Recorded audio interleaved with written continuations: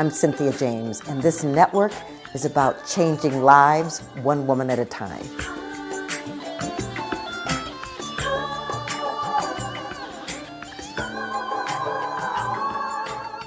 Hello and welcome to Women Awakening. I'm your host, Cynthia James, and there's a distinct honor that I have of introducing you to women that I consider to be powerful and inspiring. There's something happening on the planet in this moment where women are wanting to be more visible, be stronger, be clear, bring their gifts and bring their light. And I think it's because women really are emerging. And the planet needs our heart, our nurturing, our care, our kindness, and our brilliance. And so the women that I introduce you to are way showers, game changers, if you will. They are people that have decided to step out in ways that, may be scary for some, but they're extraordinarily gifted. And so I'm excited to introduce them to you. We do these every week. And so we're on the platform Spotify, iTunes, iHeart, Spreaker, Amazon Video, on YouTube. And also you can go to cynthiajames.net. That's my website. You can join my community there. There's a newsletter. You can get resources and gifts, because my intention is to support you in standing in your power. Today, my guest is Cortney Person Holles. She earned her master's in English in 2003, and then she started a family with her husband just after she got hired at the Colorado School of Mines as an adjunct professor. Then she was hired full-time as a professor in the Humanities, Arts, and Social Sciences in 2010. Cortney was appointed to lead the freshman writing class, Nature and Human Values, shortly thereafter. And then that position developed into supporting her in hiring 15 to 20 instructors who teach this required course and developing the pedagogy and content and assessment for all the students. She also has a doctoral degree, and she got her dissertation completed in 2021, earning her EDD from University of Northern Colorado. Cortney, I am so grateful that you're here. Thank you for inviting me. I'm glad to be with you. So everybody, I have had the pleasure of working with Cortney in the last year in a project called Teaching with Heart. And we've been working with two other professors on how do we support professors in bringing more love and consciousness into the classroom. But learning about her has been fascinating for me. So, Cortney, I always start with the same kinds of questions. How did you grow up? What was happening in your life? Yeah, as a kid, my parents were both teachers in a community where there was one high school, one junior high school, and a few elementary schools. My mom was a third grade teacher. My dad was an eighth grade American history teacher. And I was just the perfect little student, the older of two children. I have a younger brother, and I just had a pretty carefree life. I was not like a fitting in with all the cool kids kind of person necessarily, but as I got into high school, I was kind of just involved in everything. Not athletics. I was a cheerleader and a manager for sports, but I was in all the other things. I was just a curious person and wanted to learn about and do and try all the things. So I grew up as a kid who had a lot of support from my parents, a lot of love from my parents, and they just encouraged me to do all the things I wanted to try. And I often talk about how I played school as a kid. I ended up starting my college degree as a pre-med student. That was a very short-lived thing because I always wanted to be a teacher. As a 5-year-old, I was assigning homework to my friends in the neighborhood and pretending to write in cursive on papers, and really so kind of in the shadow of my parents wanting to be a teacher. Well, that is so interesting. What's fascinating for me is that some people just come on the planet knowing what they're here to do. They have this calling, this urge, and the fact that you always wanted to be a teacher. And, I look cursive, it is fascinating to me that they don't even teach it anymore. I feel, there are younger Yeah. people who I'll write something and they'll go, what does that mean? It's like, so, Yeah. so I love that you wanted to teach it. But now here's the thing I want to ask you. So did you know you wanted to be a college professor? Yeah, that's the interesting part. So I was resisting the teacher thing in my high school years. I was going to be a doctor. I'm going to help people. I was going to be a pediatrician or a surgeon. And thinking about those now, I mean, it just wasn't going to be a good fit. So when I got into college, I was a pre-med student. My chemistry class was hard and terrible. I had an honors class in English, and we came in and sat in a circle and talked about cool books. And I thought, whoa, okay, this guy gets to just show up and sit down in a circle and talk about books. That sounds pretty great. And so learning about what the path would be to become a teacher, to teach in college, you didn't need to do the student teaching part. You just, you get Ah, the degree and you go on. And I did some student teaching experiences in the program where I went and sat in at a middle school, and actually seeing my dad do all of that work for all those years, I knew I didn't want to be responsible for all of the extracurricular activities, all of the discipline issues, all of that stuff. I just wanted to be in the classroom and be teaching. Now, of course, I didn't really realize the full scope of what a professor does at that time, but it was really the right choice for me, I think, because I got to kind of stay in college where all the exploration and curiosity is kind of focused. And that's, yeah, I've loved just staying in college this whole time. well, and I just think that's so fantastic. But I just want to talk about ending up at a school of engineering. Right. That was not the plan. Because as it turns out, I don't really get to sit in circles and talk about books very much. I do other kinds of teaching more primarily.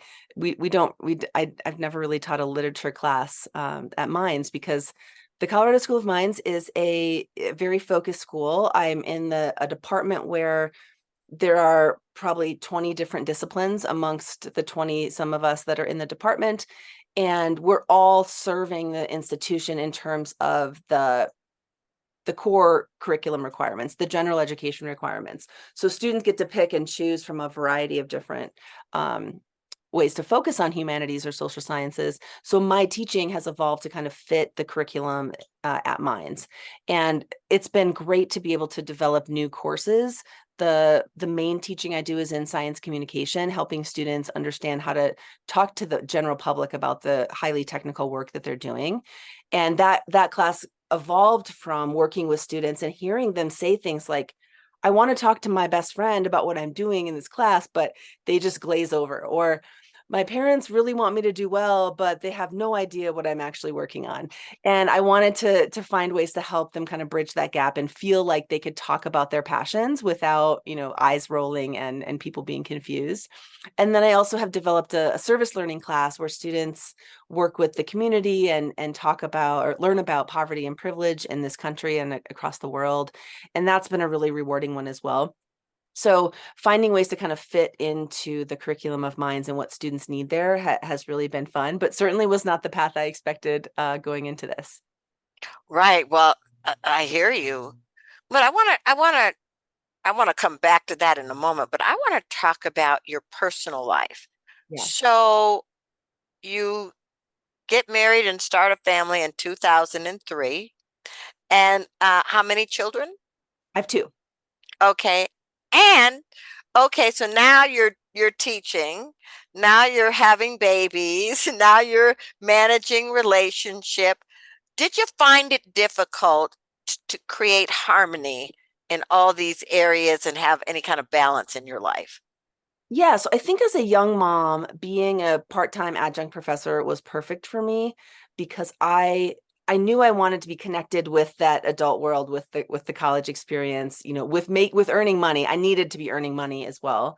And it allowed me to be able to go to campus for a couple days a week, teach a couple classes, and then the other days be home with my kids. and be really involved in what they were doing throughout their young lives. And I wouldn't trade. That was definitely a good setup. When I got into that full-time position, then it was more teaching, more service responsibilities and meetings and things like that.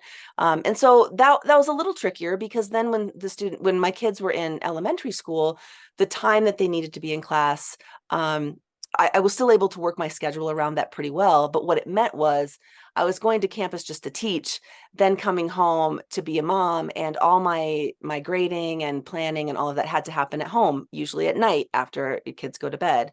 So trying to figure out how to work, I'm still in that mode, actually, even though my daughter's now just went off to college this year and my younger kid is 16. They're not as dependent on me for scheduling and things, but I still do a lot of work late at night, on the weekends. I've never kind of mastered that 8 to 5 work week day kind of a schedule. Yeah. I think most of us who are working are trying to juggle those balls. I mean, Right. it's really interesting. Okay, but I want to talk about the turn in your life, Yes. because you're doing all of this, and all of a sudden something happens with your husband. And can we talk about that? Because I really want to talk about the personal transformation and transition that you had to walk through. Yeah. Yeah, that was tough. I mean, it was a very minor car accident. He got rear-ended. No big deal. It happens every day, right? But there was something about the way his head was turned and it hit the window, and he ended up with a minor traumatic brain injury. And one of the first things I learned is that MTBIs are not minor. They can have very major and lasting consequences. And then he also had spinal nerve pain issues. And so he was in tons of pain and really wasn't functioning for a long time. And my attitude was just, I'm supporting him, we're getting through this, everything's getting better. I've always had a very optimistic outlook about things, and just anticipate an upward trajectory, like things are going to get better no matter what. And as the years went on, it was a couple years into after his injury, he was not able to go back to work. Things were not necessarily getting better. It was just really stressful for the kids not being able to have their dad around, and for me to try to kind of hold everything up in the meantime. And I was also pursuing my doctorate at the time. I started my doctoral studies 3 months before this accident happened. So I'm trying to have a full-time professor job, be a mom to elementary kids, help him get to all the appointments and manage that. And then, also be pursuing graduate studies. And that was happening really late at night. That got the like midnight to 2 a.m. shift most days. And so again, it was, in the moment I was feeling like, okay, this is what I'm doing now. It's going to get better. And then things got worse. In fact, I think Jeff's head injury, the impact of not working was psychologically really hard for him. And he had some depression or anxiety before, but the brain injury really exacerbated that. And it was taking him back and forth between different states of being that the kids and I couldn't predict. And so we were really living in a very delicate and scary kind of a situation for a while. And so I think what I was learning through this time is that if I don't tell people what's going on for real, I stopped just saying I'm okay when people asked, how are Yeah. you? Fine. Okay. No, I stopped doing that and really got into how can I be honest and how can I get people to know what support I need within this system. So I was very lucky to have some close colleagues and friends that I work with who could pick up the slack for me, who could answer the phone and take the details of what was happening and help me along. If I wouldn't have had that, I don't know what would have happened. So being able to be vulnerable and be honest about what my situation was allowed me to get the support I needed and be able to still make it through those tough times. Yeah, well, it's really interesting, because what I'm hearing you say is that your life is layering, because you're adding, education, stuff happening with your husband, the kids are growing, you have expectations for what you are doing in order to get this graduate degree. Mhm. And so then your husband passes away. And how did you manage that energy? Because this had been going on for a while. Yeah, so 2013 was the accident. He died in early 2017. I think one of the things that really sustained me was that the two of us had gone to a retreat in Hawaii that was yoga and poi and hoop and various kinds of healing modalities. We went to that together in 2015, and I got connected with a circle of mainly women that I then also connected with in early 2017. And I had written myself a postcard during the second time I connected with this circle, and it said something about allowing myself sisterhood and poetry. And it was one of those things that they mail back to you after a few months. And then so I received this postcard after he had died, and I had written it right before he died. And it was just like a thump to the heart. I knew that what had been missing in this whole time, I was not connected with women. And so carrying all of that on my own without explicitly connecting to women was what I think made my struggle more of a struggle. As soon as I allowed that in and really mindfully connected with women, I joined a circle, a 9-month circle that was meeting online in 2018, and I got even more plugged into these people I had already met and new women. We created our small group within that circle we called ourselves the Wisdom Warriors, and we started talking on Marco Polo, and we are still to this day, 5 years later, daily talking to each other on Marco Polo, sharing all the ups and downs of our lives. And we find these synergies and the support with each other, where if someone's going through something, someone else has a connection, or they've had a similar experience, or they can just be there and hear us. And so it really was the sister circle, the Wisdom Warriors, connecting with women, that has gotten me through ever since, because I needed to be outside of myself. I needed that external support, and it's been amazing. I'm in 2 mastermind groups, women, and there's something about the bonding of women and the ability to stand up for each other, lift each other up, nurture each other up wherever. I mean, it's quite an extraordinary thing. My husband says men don't know how to do it. It's just so innate in women. So I love that you found your tribe. I love that you found this community that could support you. Yeah. I want to know what was your dissertation on? Oh, yes. So that also came out of this whole experience. I was struggling to, get through my daily life and realizing I couldn't be a very good teacher to my students during this time. During certain times it was fine, but I was just barely scraping by and coming in unprepared, and I was doing my best, but I just wasn't able to give them my all. And I started thinking about all the students having similar experiences. I don't know what's going on in their lives. I don't know to what degree they're struggling. And so my dissertation became focused on student and faculty well-being. And I'm interested in the relationship between students and faculty. I knew that as a student, I needed to have professors who cared about me. I really didn't do well in the big state school. I did well in a smaller school where I could know the people and they could know me. And so I studied the interaction between students and faculty and how we contribute or take away from each other's well-being in the academic system, and especially in a system like a STEM school that's very high pressure, lots of competitiveness. And so I looked in particular at kind of engineering schools and my school in particular. And there's a lot of people around the world who are very interested in making change in this area, I have learned, especially since the COVID pandemic, where that put more strain on faculty and students. I think we're learning that we really need to be able to feel supported, feel resourced in order to do the best learning and teaching that we can.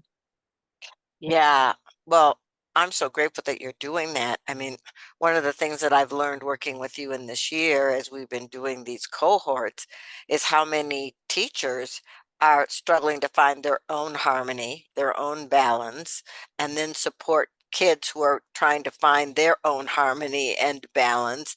And then Right. how do you meet the expectations of the university that can create stress and mental, emotional, physical, spiritual stress. And so I love that. And how long did it take you to get your dissertation? Well, so I was completed with coursework right around the time Jeff died. And so I took a couple years to just acclimate. And then when I finally sat down to do the study and do the writing, it took about a year and a half. Yeah, so for anybody, any woman out here who's thinking about going to get her doctorate, what would you tell them?